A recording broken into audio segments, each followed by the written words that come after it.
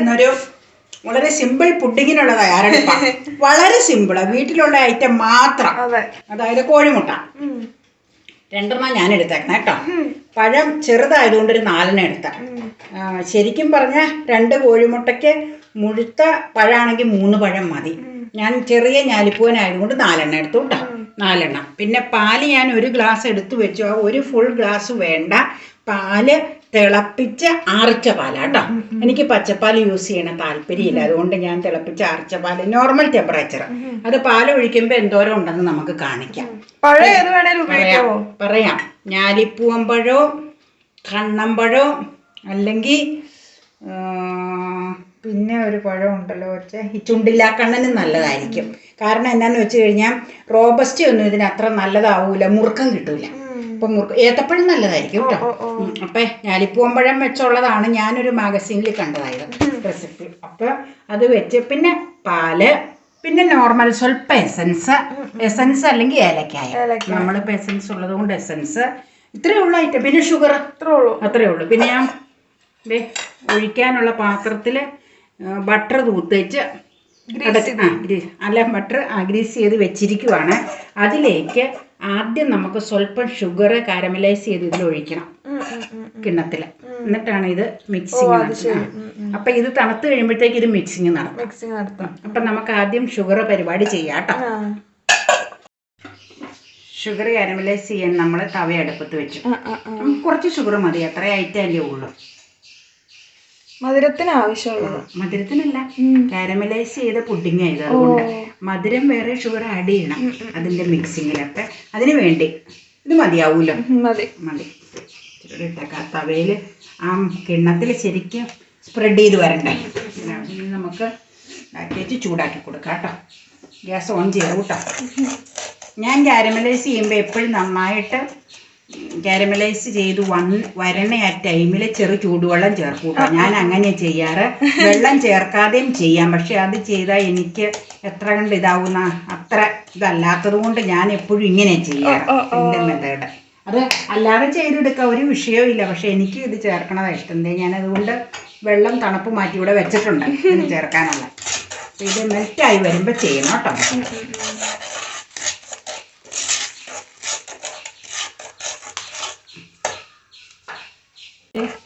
ചെറുതായിട്ട് ഇതായി വന്നു. ഫ്ലെയിം ഞാൻ ഏറ്റവും ഇതിലാക്കി ഇച്ചിരൂടെ കരിഞ്ഞ് വരട്ടെ കേട്ടോ, എന്നിട്ടാ ചേർക്കാം. ഇപ്പം അത്രയും ചേർത്തിട്ട് ഇച്ചിരി ഉള്ളൂ അല്ലേ? വെള്ളം ഒഴിക്കുമ്പോൾ ശരിയാവും, കുഴപ്പമില്ല. ഇത് മതി, കൂടുതൽ വേണ്ട. ജസ്റ്റ് ഒരു കോട്ടിങ്ങിന് വേണ്ടി ചെയ്യണം. കാരമലൈസ് പുഡിംഗ് എന്നാണ് മാസികയിൽ ഞാനത് നോക്കിയപ്പോൾ ഇതുവരെ ഞാൻ ചെയ്തില്ല കേട്ടോ. നമ്മൾ പക്ഷെ അങ്ങനെ ഫസ്റ്റ് ടൈം ചെയ്താലും വലിയ കുഴപ്പമില്ലാതെ കിട്ടാറില്ലേ പല സമയത്ത്. അതുകൊണ്ട് ഞാൻ പിന്നെ വേറെ ട്രൈ ചെയ്യാതിരുന്നതാണ്. നീ ഇവിടെ ഉള്ളപ്പോൾ ഇത് ചെയ്യിക്കാമല്ലോ എന്ന് കരുതി. ഞാൻ ഇച്ചിരി വെള്ളം ഒഴിച്ച് കൊടുക്കുവാണേ, സിമ്മിലേക്ക് ആക്കി. അത് ശരിയായി വന്നോളൂ. ഇത് കണ്ടോണ്ട് ചെയ്യണ്ട, തന്നെ അത് ഉരുകി വന്നോളും. തന്നെ വരും, ഒരു വിഷയമില്ല. ഇളക്കി കൊടുക്കണം. ഇളക്കി കൊടുക്കണം.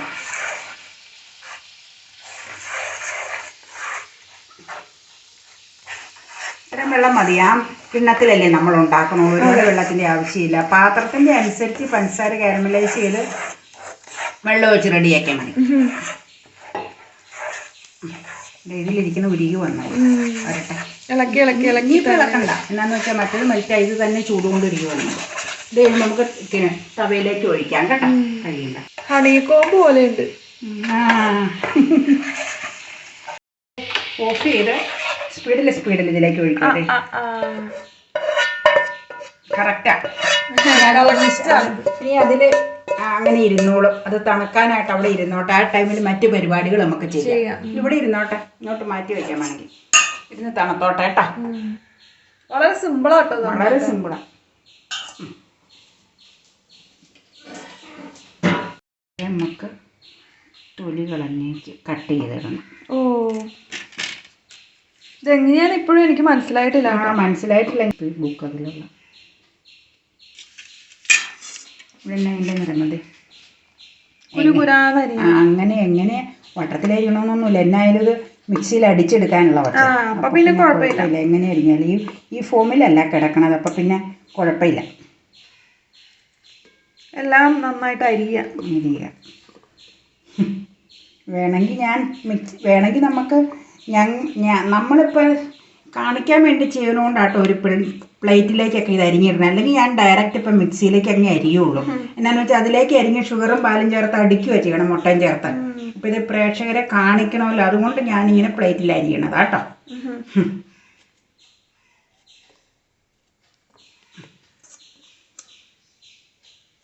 മുട്ട പൊട്ടിച്ച് മിക്സിയിലേക്ക് അല്ല, പിന്നെ അത് ഗ്ലാസ്സിലേക്ക് ഒഴിച്ച് ഒന്നാമത് മുട്ടയ്ക്ക് ഒരു ഉളുമ്പ് മണം പോലെയില്ലേ, പല പാത്രത്തിലാക്കി അത് ഭയങ്കര അതല്ലേ ഭയങ്കര പാടാ അത് ക്ലീൻ ചെയ്തെടുക്കാൻ. നിങ്ങൾക്കത് അറിയില്ല, അതുകൊണ്ട് ഞാൻ ഡയറക്റ്റ് മിക്സി എന്തായാലും വൃത്തിയായിട്ട് വെള്ളമൊഴിച്ച് സോപ്പിട്ട് ചൂടുവെള്ളത്തിൽ കഴുകണം.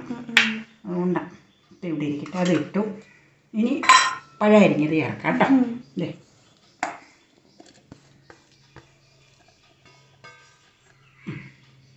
പഴം അരിഞ്ഞത് ചേർത്ത് ഇനി നമുക്ക് ഷുഗർ കുറച്ച് ഇട്ട് നോക്കാം. ഏതായാലും പഴത്തിനൊക്കെ മധുരം ഉണ്ടല്ലോ. അവർ പറയണ അളവ് 3 ടേബിൾ സ്പൂൺ നേതാണ്ട. നമുക്ക് ഏതായാലും കുറച്ചിടാം. പുഡിങ് ആകുമ്പോൾ അധികം മധുരം വേണ്ടല്ലോ. അതെ, പാകത്തിന് മധുരം മതി. അതാണ് അതിൻ്റെ ഒരു ടേസ്റ്റ്. കുത്തൽ വരണ്ട, ഇത് മതി. ഇതിന് 2 ശരിക്കും വടിച്ചെന്ന് കൂട്ടിയാൽ മതി കേട്ടോ. പിന്നെ നമുക്ക് ഈ മിക്സ് അടിച്ച് കഴിയുമ്പോൾ ഇനി മധുരം പോരായികയെന്ന് തോന്നിയ സ്വല്പം ചേർത്ത് കൊടുക്കാം. പിന്നെ നമുക്ക് ഈ ഗ്ലാസ്സിൽ എടുത്ത് വെച്ചിരിക്കുന്ന പാലിൻ്റെ പകുതി ഒഴിക്കാം അടിക്കാനായിട്ട്. അടിക്കാന്ന് തന്നെയല്ല, മൊത്തം അതാണ് മിക്സ്. ഇത്രയേ ഉള്ളൂ, ഒന്നുമില്ല വേറെ. വളരെ സിമ്പിളാണ്. പകുതി ആട്ടോ പാൽ ഒഴിച്ചിട്ടുള്ളൂ. പാൽ കൂടിപ്പോയാൽ ശരിയാവൂല. ഞാനൊന്ന് ഇതാക്കാം. കണ്ടോ, ഈ മിക്സിയിൽ അടിച്ചെടുക്കാം. നമുക്ക് മിക്സിയിൽ അടിച്ച ടെക്സ്ചർ ഒന്ന് കാണിക്കാം. അത് കാണിക്കാന്ന് പറഞ്ഞാൽ അത്ര ഐറ്റം ചേർത്ത് വന്നേ. ടേസ്റ്റ് ചെയ്താലോ? ഈ പച്ചമുട്ട ഇല്ലേ, നല്ല മണമൊക്കെ ഉണ്ട്. പക്ഷെ പച്ചമുട്ട അങ്ങനെ കഴിക്കേണ്ടത് എനിക്കിഷ്ടാ. പിന്നെ ഷുഗർ മതിയില്ല, നല്ല ടേസ്റ്റ് ഉണ്ട്. ധാരാളം മതി, നല്ല ടേസ്റ്റ് ഉണ്ട് കേട്ടോ. ഇനി എന്നാ ഉണ്ടെന്ന് വെച്ച് കഴിഞ്ഞാൽ ഒരു തുള്ളി എസൻസ്. ഞാൻ പറഞ്ഞില്ലേ ഈ ഏലക്ക പൊടിച്ച് ചേർക്കണം. നമുക്ക് ഞാൻ കാണിക്കാം. ഒരു തുള്ളി ആ മുട്ടയുടെ മണമൊന്ന് അത് തന്നെ മതി. എന്നിട്ട് നമുക്ക് സ്പൂൺ കൊണ്ടൊന്ന് മിക്സ് ചെയ്യാം. ഇനിയിപ്പം ഇത് കറക്കൊന്നും വേണ്ട, മിക്സി അടിക്കൊന്നും വേണ്ട. ഈ സ്പൂൺ കൊണ്ട് ചുമ്മാ അതിലേക്കിട്ടൊന്ന് മിക്സ് ചെയ്താൽ മതി.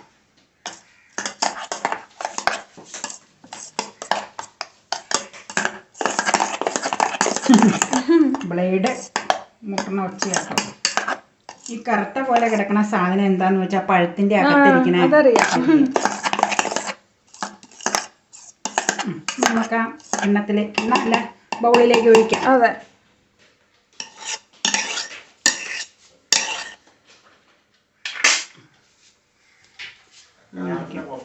ഇങ്ങനെയാണ് ഒഴിക്കേണ്ടത്. അതെ,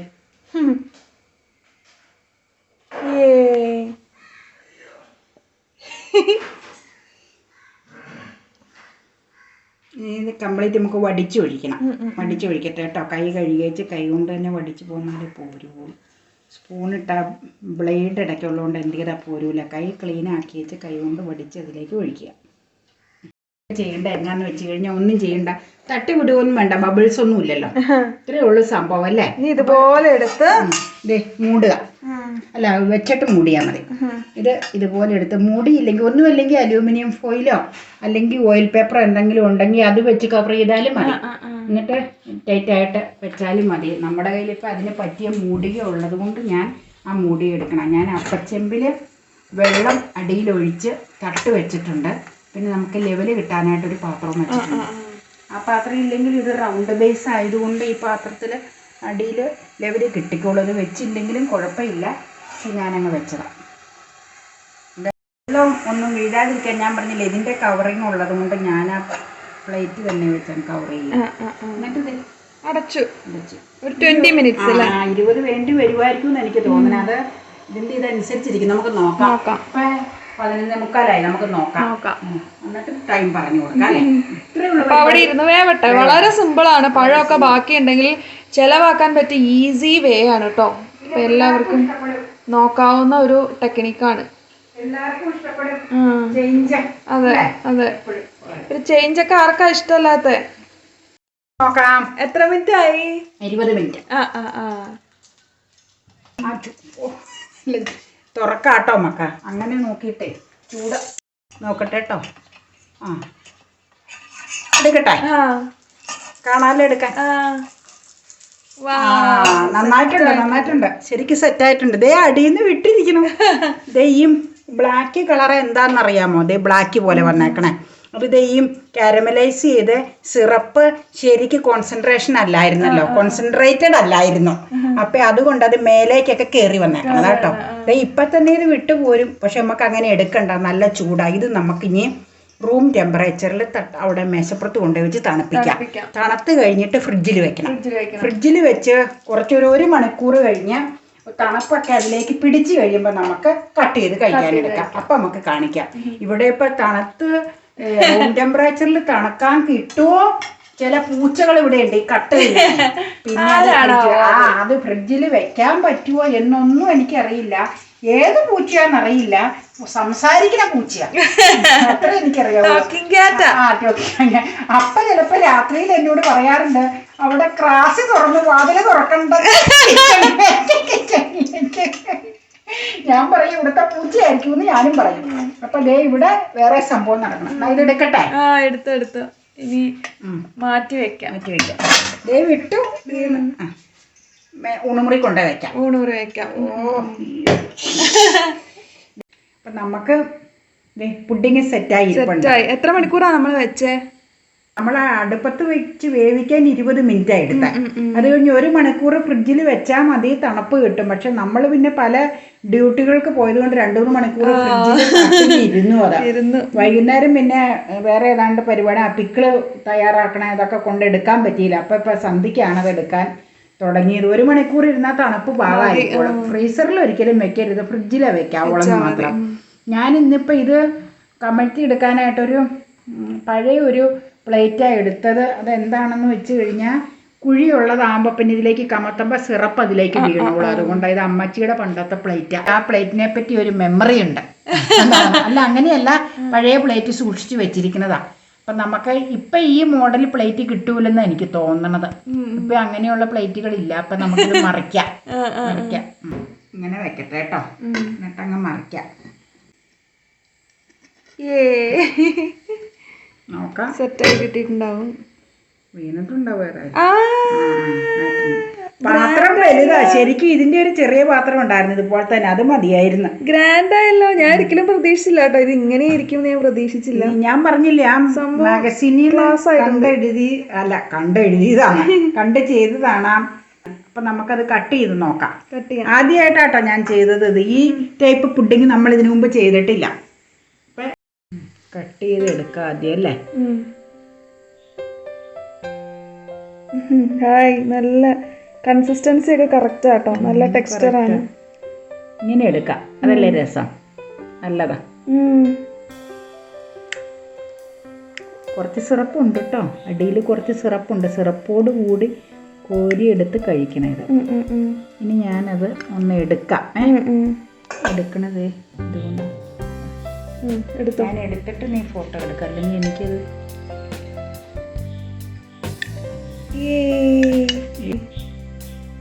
സൂപ്പർ ആയിട്ടുണ്ട് കേട്ടോ. ആ പ്ലേറ്റിലേക്ക് വെക്കാൻ വേണമെങ്കിൽ സിറപ്പ് കുറവല്ലേ? ശരിക്കും കുറച്ച് സിറപ്പും കൂടെ ഉണ്ടാക്കേണ്ടതായിരുന്നു ഇതിന്റെ കൂടെ കഴിക്കാനേ. അപ്പൊ നമ്മൾ ഉണ്ടാക്കിയ സിറപ്പ് ആ ബൗളിൽ അങ്ങ് റൗണ്ട് ചെയ്തല്ല, അങ്ങ് സ്പ്രെഡ് ചെയ്ത് ഇതിലേക്ക് പിടിച്ചു അല്ലേ? അതാണ് ശരിക്കും. കുറച്ച് സിറപ്പും കൂടെ ഉണ്ടെങ്കിൽ ചാലിച്ച് കഴിക്കാൻ നല്ലതായിരുന്നു. എന്നാണെങ്കിലും ഫസ്റ്റ് ടൈം അല്ലേ ചെയ്ത് നോക്കിയതല്ലേ? ഏതായാലും ടെക്സ്ചർ നന്നായിട്ട് കിട്ടിയിട്ടുണ്ട്. ഇതിലേക്ക് വെക്കുവാണേ. ഒരു വെറൈറ്റി പാലും പഴവും മുട്ടയൊക്കെ ചേർത്തുള്ള ഒരു ഡിഷ് അല്ലേ, ഒരു പുഡിങ്. ഞാൻ പറഞ്ഞില്ലേ സിറപ്പ് ഞങ്ങൾക്ക് ഇല്ലാതെ പോയില്ലേ, സ്വല്പം ഉണ്ട്. സിറപ്പ് അതിന്റെ മുകളിലേക്ക് ഒഴിച്ചു. മുകളിലല്ല, സൈഡിൽ വെക്കാം ഇങ്ങനെ കാണാൻ. മുകളിൽ ശരിക്കും ഉണ്ടല്ലോ, കാരമലൈസ് ചെയ്തത് ഉണ്ടല്ലോ.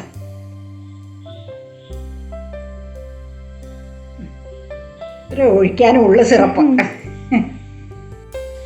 ഇനി നമുക്കൊന്ന് ടേസ്റ്റ് ചെയ്യാം.